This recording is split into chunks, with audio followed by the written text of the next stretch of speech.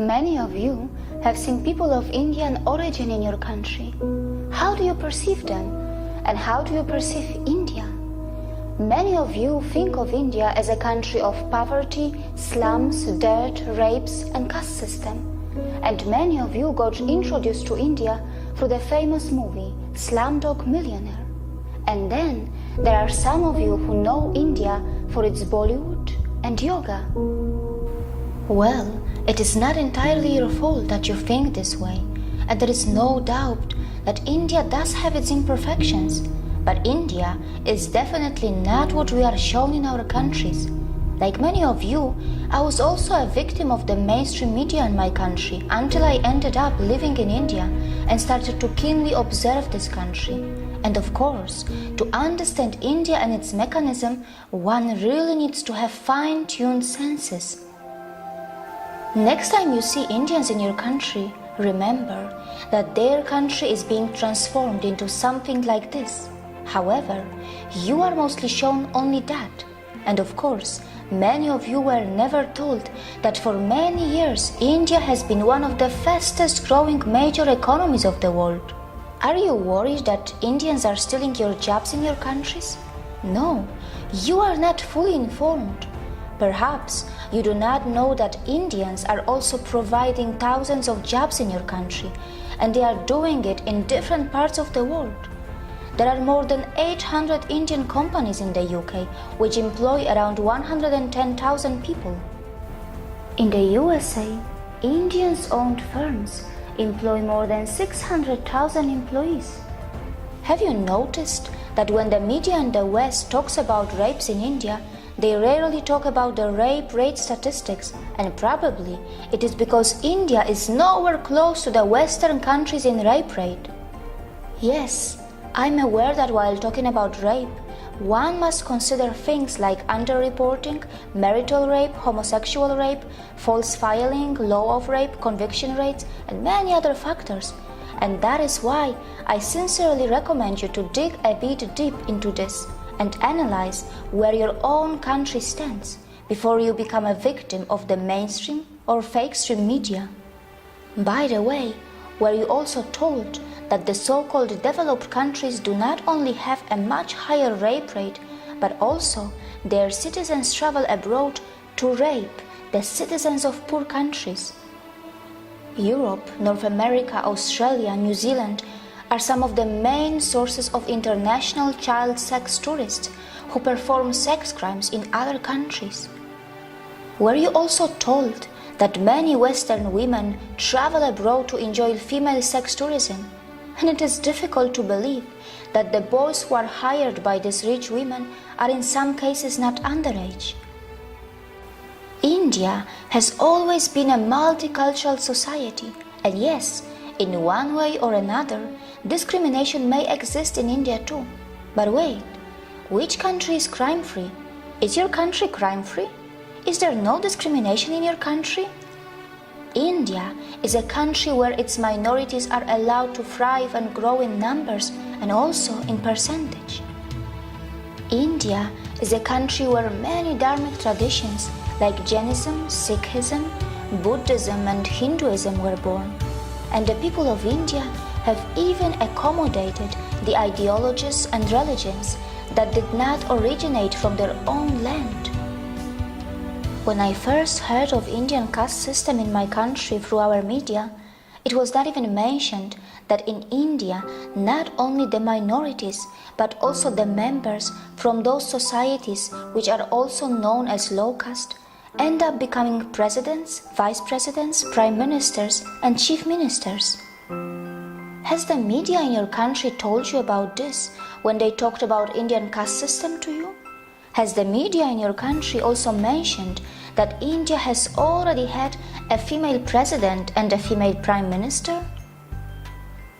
I know that in many so-called developed countries, many low-skilled immigrants from poor countries are purposely and temporarily brought to do low-class and dirty jobs. These poor people are kept in substandard conditions, and after the job is finished, they are sent back to their own countries.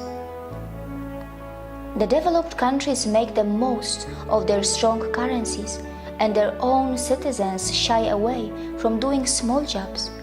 Well, these developed countries are so smart that they perform oppression on the humans that they import, and then later, very cleverly they dispose them. Can we call it exploitation too?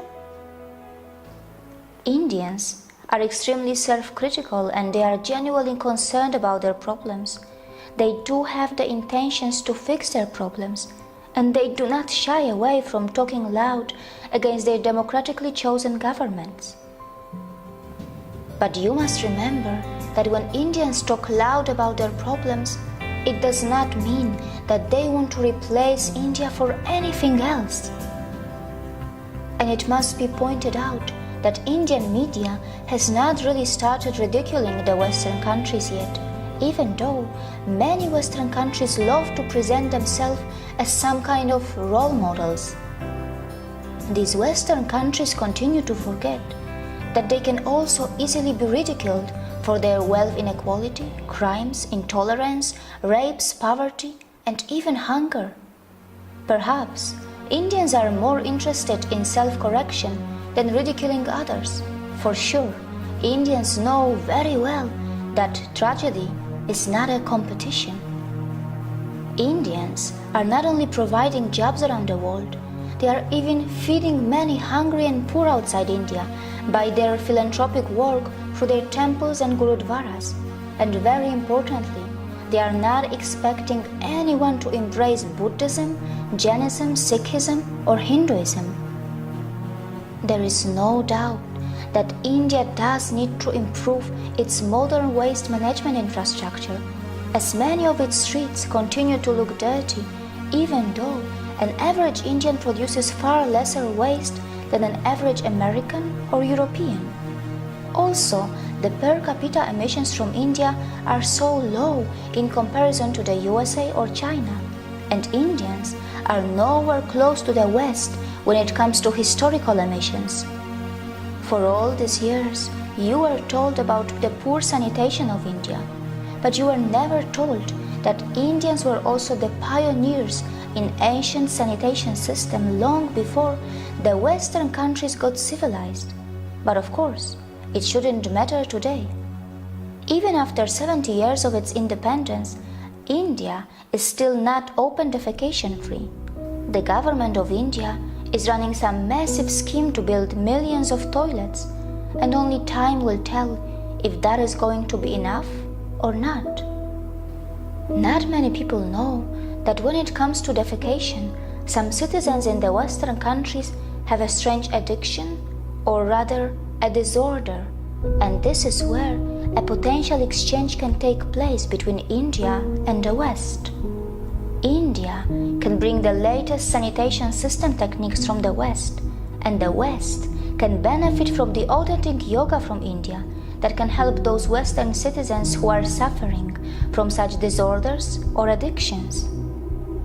But of course, it can only happen if the Western societies are brave enough to address their embarrassing problems and not just sweep them under the rug, as it is very well known that such kind of disorders and addictions have been reflecting in the Western adult film industry as well. Not many people know that India has nuclear weapons, and it is said that India has the fourth strongest military in the world. But India does not believe in muscle flexing like China or the USA, and neither it believes in expansionism. And yes, India is not a world leader in everything.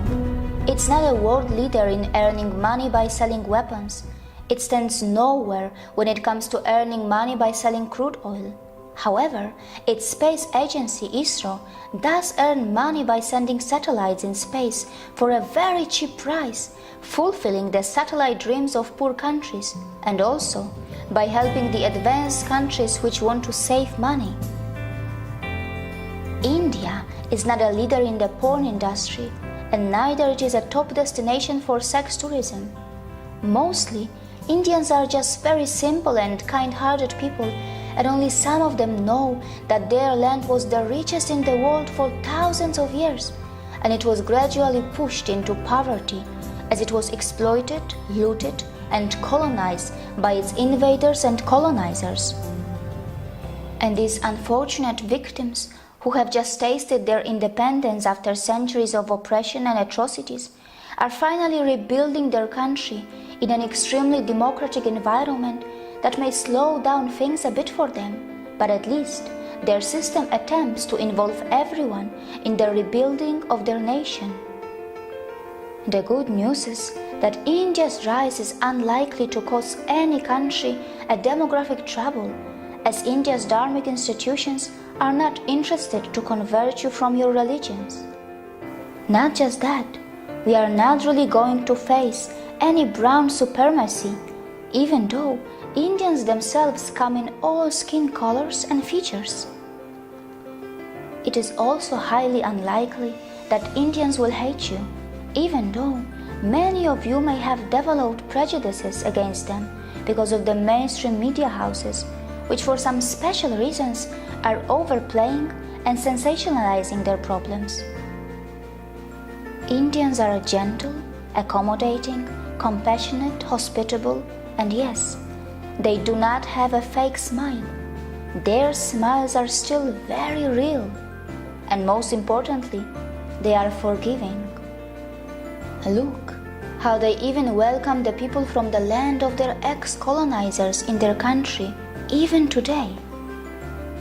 Before you comment on India, remember that the countries which were never colonized will not easily understand what it means to suffer from a post-colonial identity crisis.